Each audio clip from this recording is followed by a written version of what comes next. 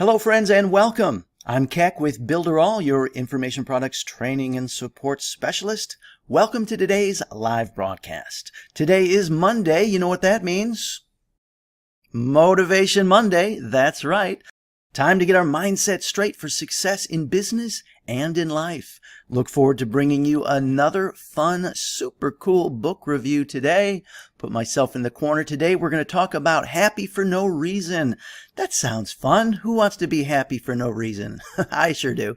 7 Steps to Being Happy from the Inside Out. It's a New York Times #1 bestseller by Marcy Shimoff with Carol Klein. So let's check it out. Happy for no reason. Happy for no reason isn't elation, euphoria, mood spikes, or peak experience that don't last. It doesn't mean grinning like a fool for 24/7 or experiencing a superficial high. Happy for no reason isn't an emotion. In fact, when you're happy for no reason, you can have any emotion, including sadness, fear, anger, or hurt, but you still experience that underlying state of peace and well-being.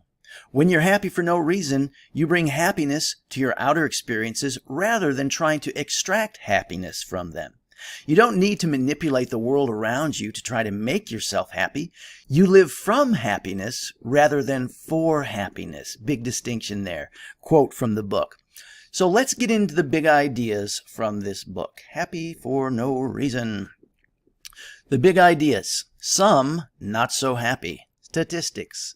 The continuum of happiness. Happiness set point. What's yours? Life, liberty, and the practice of happiness. Responsibility. The ability to respond. Scary mind math and ants. Velcro versus Teflon. Negative versus positive. Incline your mind toward joy. Look for the lesson and the gift. Gratitude. The good vibes. Baby steps plus the Kaizen. Let's start with #1, some not so happy statistics. Less than 30% of people report being deeply happy. 25% of Americans and 27% of Europeans claim they are depressed. The World Health Organization predicts that by 2020, depression will be second only to heart disease in terms of global burden of illness. So those are some pretty miserable, definitely not so happy statistics, and we know this to be true. Okay, so the next big idea is this continuum of happiness. So we can be unhappy, pretty straightforward, okay, right here, we can be unhappy. Happy for a bad reason, here, think of alcohol, drugs, or too much TV, we're not really happy, but, we think we're happy. Or happy for a good reason, right here, okay, such as success in our career, a good relationship with our family and friends, financial security, all the things that the society tells us would make us happy. Or we can be happy for no reason, right here, where we live from happiness rather than for it. So the thing to notice here with the continuum is that we're always somewhere on the continuum. Okay, we're either unhappy or happy for a bad reason or happy for a good reason or happy for no reason. But just realize we're always somewhere on the happiness continuum. So next, what's your happiness set point? Researchers have found that no matter what happens in your life, you tend to return to a fixed range of happiness. Like your weight set point, which keeps the scale hovering around the same number, your happiness set point will remain the same unless you make a concerted effort to change it. In fact, there was a famous study conducted that tracked people who'd won the lottery, what many people think of as a ticket to the magic kingdom of joy. Within a year, these lucky winners returned to approximately the same level of happiness they'd experienced before their windfall. Surprisingly, the same was true for people who became paraplegic. Within a year or so of being disabled, they also return to their original happiness level. The other 40% is determined by our habitual thoughts, feelings, words, and actions. This is why it's possible to raise our happiness set point. In the same way you'd crank up the thermostat to get comfortable on a chilly day, you actually have the power to reprogram your happiness set point to a higher level of peace and well-being. Who wants to do that? Who wants to raise their happiness thermostat? I do, for sure. All right, the next big idea, life, liberty, and the practice of happiness. Back in Jefferson's day, he explained, the common usage of the word pursue was not to chase after. In 1776, to pursue something meant to practice that activity, to do it regularly, to make a habit of it. What a difference a definition makes. Thomas Jefferson, our wise founding father, meant that we all had the right to practice happiness, not chase after it, which isn't very productive anyway. So let's stop pursuing happiness and start practicing happiness. That's the original intent of the word there. We do that by practicing new habits. People with high happiness set points are humans just like the rest of us. They don't have special powers or an extra heart or x-ray vision. They just have different habits. It's that simple. Psychologists say that at least 90% of all behavior is habitual. So to become happier, you need to look at your habits.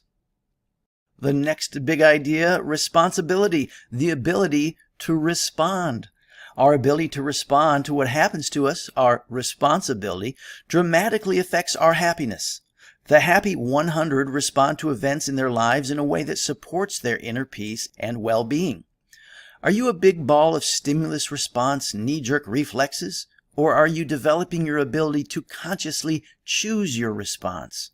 Our happiness depends on our ability to respond in a manner that supports our highest selves. So let's get really good at choosing wisely. Boy, this is good stuff. Responsibility. Okay, we talk about having responsibility and that we're responsible for ourselves, and we need this as an empowering attitude in our life. But we need to understand it correctly that what we're really talking about is our ability to respond. And I love how it says here in the middle, are you a big ball of stimulus response, knee-jerk reflexes? That is when we're not being responsible, when we are unconscious and we just respond to things unconsciously with a knee-jerk reaction.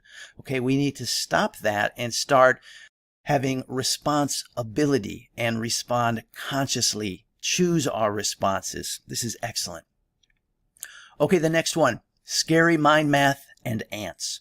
Our minds, made up of our thoughts, beliefs, and self-talk, are always on. According to scientists, we have about 60,000 thoughts a day. Wow. That's one thought per second during every waking hour. No wonder we're so tired at the end of the day. And what's even more startling is that of those 60,000 thoughts, 95% are the same thoughts you had yesterday, and the day before, and the day before that. Your mind is like a record player playing the same record over and over again. Talk about being stuck in a rut. Still, that wouldn't be so bad if it weren't for the next statistics. For the average person, 80% of those habitual thoughts are negative. That means that every day most people have more than 45,000 negative thoughts. Dr. Daniel Amen, a world-renowned psychiatrist and brain imaging specialist, calls them automatic negative thoughts, or ants. Boy, that's sad. We have on average 45, or rather the average person has 45,000 negative thoughts a day. That's terrible. It is scary mind math. Automatic negative thoughts. That's what we want to do, is we want to change what's automatic, and the way we do that is by changing our habits. Velcro versus Teflon, the next big idea. We're still hardwired the same way. We pay more attention to the negative than to the positive. As the psychologist and brain researcher Dr. Rick Hansen explained to me during our interview, our brains are Velcro for negative and Teflon for positivity. Our negative experiences stick to us like Velcro, while our positive experiences slide right off us like Teflon. In fact, researchers have found that it takes numerous positive experiences to overcome a single negative one. Unfortunately, this wiring turns out to be disastrous for our happiness. I'm not talking about wishful thinking or simply deciding to be happier. That's like pasting a smiley face over our pain and spreading a layer of icing over a cake that's burned to a cinder.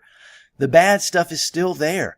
What I'm talking about is accessing the higher center of your brain, your neocortex, to reverse the negativity bias and override your primitive alarm system. So we have to realize this is the natural tendency of our mind, is that these negative thoughts kind of stick like Velcro, and our positive thoughts just slide off, unfortunately, like Teflon. So indeed, what we need to strive to do is to reverse that negativity bias in our mind through changing our habits. All right, the next one is incline your mind toward joy. One evening, a Cherokee elder told his grandson about the battle that goes on inside of people. He said, "My son, the battle is between the two wolves. that live inside us all. One is unhappiness. It is fear, worry, anger, jealousy, sorrow, self-pity, resentment, and inferiority.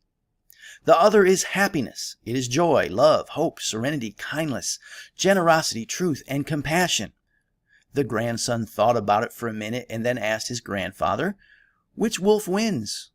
The old Cherokee simply replied, "The one you feed." Boy, that's profound. Have the intention to notice everything good that happens to you.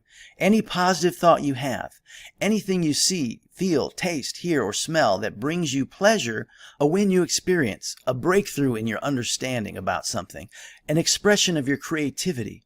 The list goes on and on. This intention activates the reticular activating system, RAS, a group of cells at the base of your brainstem responsible for sorting through the massive amounts of incoming information and bringing anything important to your attention. Have you ever thought about a car and then suddenly started to notice the same make of car everywhere? It's that RAS at work. Now you can use it to be happier.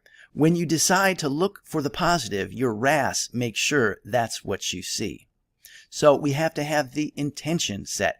We have to intend to notice everything good that happens to us. Intentions are very strong. So the next big idea here, happy for no reason, look for the lessons and the gift. The sad truth is that as long as you say, it's my mother's fault, my husband's fault, the government's fault, my 6th grade piano teacher's fault, you won't be happy. If blame is one of the clouds obscuring your inner happiness, try it yourself. Rather than asking who's to blame, start asking, what can I learn from this? What is the gift in this for me? In an experiment by Dr. Robert Emmons of the University of California, Davis, people who kept a gratitude journal, a weekly record of things they felt grateful for, enjoyed better physical health, were more optimistic, exercised more regularly, and described themselves as happier than a control group who didn't keep journals. So gratitude, that is the good vibes. It's a great idea to have a gratitude journal. The next big idea, baby steps plus Kaizen. To make the quickest progress, you don't have to take huge leaps. You just have to take baby steps and keep on taking them. In Japan, they call this approach Kaizen, which literally translates as continual improvement. Using Kaizen, great and lasting success is achieved through small, consistent steps. It turns out that slow and steady is the best way to overcome your resistance to change. That's great. Kaizen, the Japanese word, literally means continual improvement. Baby steps, that's what we're shooting for. So that's the end of this book. Let's give it a little summary of the big ideas here. Happy for no reason. Some not so happy statistics. We saw the reality of the fact that most people are not happy and that our society suffers from depression and all kinds of anxious things. The continuum of happiness, remember, we're always on that continuum. Sometimes unhappy, sometimes happy for bad reasons or good reasons, but we want to move on that continuum and get to the place where we are happy for no reason. That's the secret sauce. Happiness set point, what's yours? We all have a happiness set point, and like a thermostat, we can train it and put it where we want it. Life, liberty, and the practice of happiness. We were reminded how the original intent of that word as we see it in the Constitution, life, liberty, and the pursuit of happiness, that pursuit really refers to practicing happiness. So let's get all about that. Responsibility, the ability to respond. We want to respond consciously, not with knee-jerk unconscious reactions. Okay? Scary mind math and ants. The scary mind math is that we have all of these continuous negative thoughts, on average 45,000 automatic negative thoughts. That's where we get that ANTS acronym. So we want to change that around, realizing that negative thoughts kind of act, unfortunately, like Velcro in our brain, and they stick around, and the positive thoughts just slide right out like Teflon. So we need to be aware of that and be more conscious of it and set our intention to pay attention to anything that's positive in our lives. And that will go a long way. And then we want to look for the lesson and the gift in life, approach life with a positive approach of looking for lessons instead of attaching blame to circumstances that might not be to your liking. And lastly, baby steps. plus Kaizen, the continual improvement. That's really what we're shooting for, is just baby steps every day, just getting a little better, moving ourselves further and further along that continuum until we arrive at the spot of being happy for no reason. Boy, that's great. Well, you guys, I hope this does you some good. I hope you put it to practice, and I hope you find in it a way to be more happy and to be happy for no reason. I'm happy to have spent this time with you. I'm going to suggest now that we all get to work and build it with Builderall. All right, friends, ciao for now. I look forward to seeing you tomorrow morning.